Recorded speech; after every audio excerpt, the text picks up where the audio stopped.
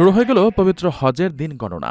আর মাত্র ৯ দিন পরেই ঐতিহাসিক আরাফাতের ময়দানে লাব্বাইক আল্লাহুম্মা লাব্বাইক ধ্বনিতে মুখর হয়ে উঠবে চারপাশ।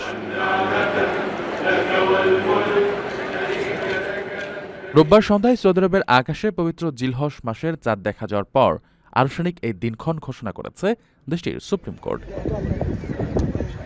সর্বোচ্চ আদালতের সিদ্ধান্ত অনুযায়ী আগামী ২৬ মে মঙ্গলবার পবিত্র হজের মূল আনুষ্ঠানিকতা অর্থাৎ আরাফাতের দিন পালিত হবে এবং এর পরদিন ২৭ মে বুধবার সৌদি আরবে পবিত্র ঈদুল আজহা উদযাপিত হবে। রোববার সন্ধ্যায় সুপ্রিম কোর্টের চাঁদ দেখা কমিটির একটি বিশেষ অধিবেশন বসে। সেখানে বেশ কয়েকজন সাক্ষীর দেওয়া চাঁদ দেখার সাক্ষ্য ও প্রমাণ নিবিড়ভাবে পর্যালোচনা করা হয়।